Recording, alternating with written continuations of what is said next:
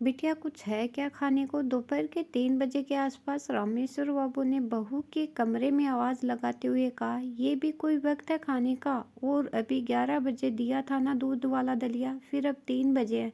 जो रोटी सब्जी बनाई थी खत्म हो गई है।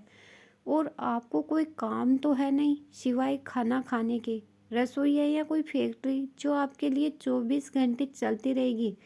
जाइए, शाम को देखेंगे, अभी मेरा फेवरेट सीरियल आ रहा है। कहते हुए बहू ने नजरें फिर से टीवी पर टिका दी। रामेश्वर बाबू चुपचाप वहां से अपने कमरे की ओर बढ़ गए थे।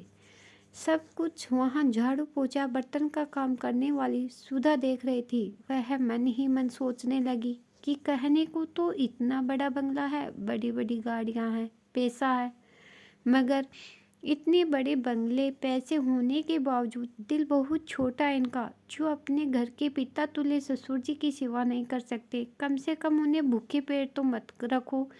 काश अगर मेरे ससुर जी होते तो मैं पिता की भांति उनकी सेवा करती। काम करते करते अचानक उसे स्मरण हुआ, ना जाने कितने फल और बादाम काजू डाइनिंग टेबल पर पड़े पड़े सड़ते रहते हैं और अधिकतर बासी होने पर फेंक दिए जाते हैं।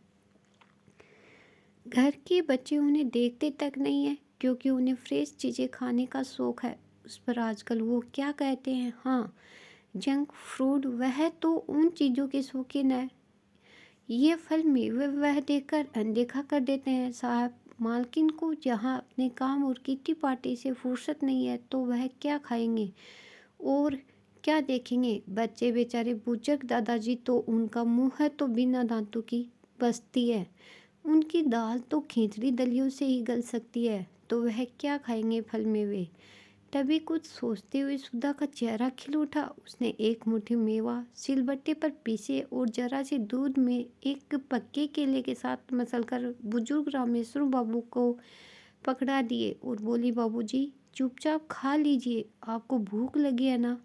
अभी प्यासे को थोड़ा सा पानी मिल जाए तो वो अमृत समान होता है। बुजुर्ग रामेश्वर बाबू भीगी हुई पलकों को साफ करते हुए तेजी से खाने लगे। उन्हें संतुष्टि से खाते हुए देख सुधा को भी संतुष्टि मिल रही थी। ऐसे में अब ये रोज का नियम हो गया। सुधा रोज ऐसे गरिष्ठ व्यंजन दोपहर में टीवी से चिपकी बहू की नज़र बचाकर बुजुर्ग रामेश्वर बाबू को दे देती। कभी आते जाते बच्चे देख लेते तो सोचते, दादाजी की आंखें कितनी कमज़ोर हो गई है, जो मम्मी की जगह काम वाली से ना जाने क्या क्या मांग कर खाते रहते हैं। वही दूसरी ओर घर की बहू सोचकर खुश होती है कि मेरी डांट डपट से बूढ़े पिताजी काबू में रहते हैं।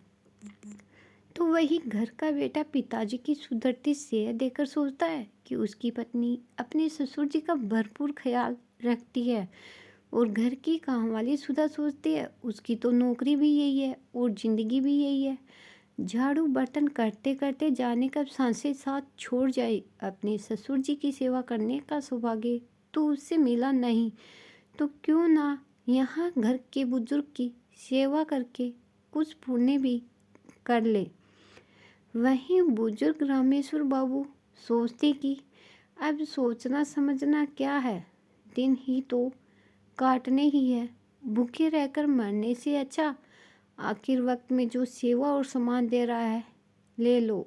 और वह अक्सर सुधा को आशीर्वाद देते हुए सोचते, अगले जन्म में भगवान मुझे अमीर बनाना चाहे मत बनाना, बस बेटी देना या बहू देना तो ऐसे सुलझे हुए संस्कारों वाली सुधा जैसी देना।